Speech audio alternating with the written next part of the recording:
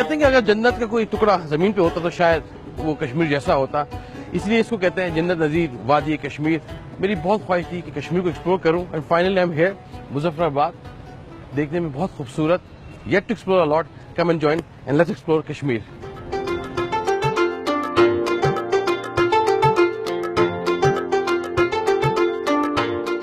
बशीर साहब, ये कितना पुराना इलाका होगा? ये तकरीबन कोई 200 साल पुराना है। अच्छा, ये मोहल्ला। मुझे बताएं कि कश्मीरी कल्चर के अंदर ये कुलचे का, बाकर खानी का, इनका क्या क्या क्या कॉन्सेप्ट है? ये कंसेप्ट यही, मतलब ये सुबह के नाश्ते पर हम लोग लेते हैं। अच्छा जी जी, हमारा मतलब ये कल्चर में सुबह का नाश्ता सर नमकीन चाय, सब्ज चाय के साथ मतलब एक कुलचा बाकर खानी ये उसके साथ। तो आपका भी यही नाश्ता आजकल? जी, हमारा भी यही नाश्ता है, हमारे शहर का ही बल्कि ये पूरे नाश्ता। शहर का ही नाश्ता है। ये बड़ी मजे की बात है, पूरे शहर का नाश्ता यही है। अच्छा, ये जो तंदूर है ये डिफरेंट है, आपका जमीन पे लगा हुआ है तंदूर है, भट्टी कराई गई है? जी, बस ये बटी के किस्म का बटी समझें। है। बटी समझे। तो नमकीन कुलचा, स्पेशल कुलचा, मीठा कुलचा, 3 चीज लिखी हुई है। ये कौन सा जो मेरे पीछे पड़ा हुआ है? ये नमकीन है। अच्छा, नमकीन है। जी जी और ये क्या आटे में क्या होगा? जी, इसमें मैदा खस्ता होता है। है, मैदा होता है। या खस्ता है काफी है। जी जी, नमक होता है, घी होता है, अच्छा, और कुछ मतलब है। छुपा के रखती चीजें?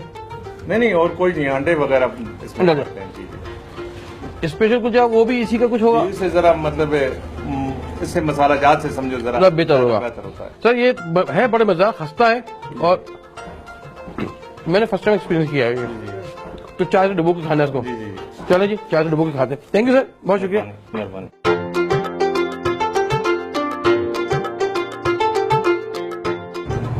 Let's try this. खस्ता है, बहुत मीठे नहीं है। लग रहे थे मुझे नान खटाई जैसे, लेकिन बहुत डिफरेंट नान खटाई से। हल्के हैं, द लाइट। नान खटाई बड़ी हैवी होती है, but that good.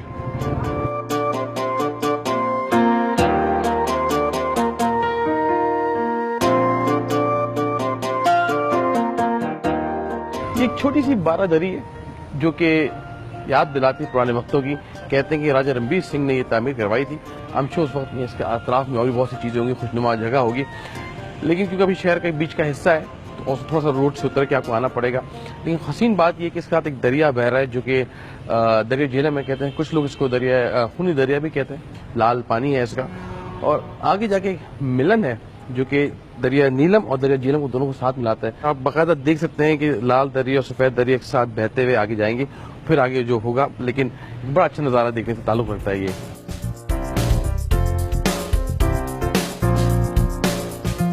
Medina market typical market है जहाँ पे जरूरत की तमाम चीजें मिल जाती हैं, खासतौर पर खवातीन के मतलब की हर चीज मिलेगी यहाँ पे। गुंजान आबाद shopping area.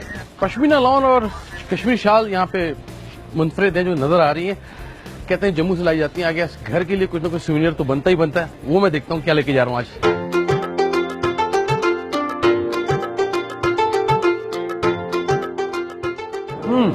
Kashmiri main dish जो कि बड़े इंपॉर्टेंट ऐसे लगती है यहाँ पे कश्मीर के अंदर, गुश्ताबा। इसको यखनी कह रहे थे, बट ये जैसे सफेद सालन में कहूँगा, दही से बनाया हुआ है।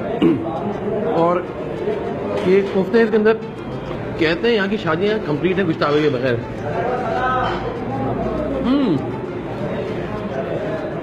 भाई डेलिकेट मीट, क्या करते हैं, choice of meat, beef, mutton, जो आपको पसंद हो उसको हथौड़ी के साथ ये मसलते हैं, बहुत ज़्यादा कूटते हैं और बहुत टेंडर हो जाता है।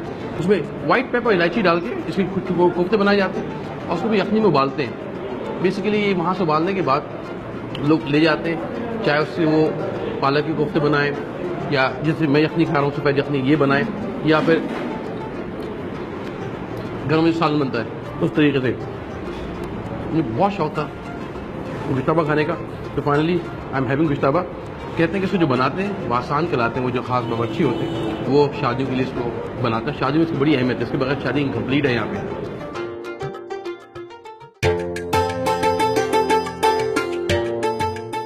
ये किला फर तामीर की खूबसूरत मिसाल है। Let's start our journey here. Welcome to Red fort.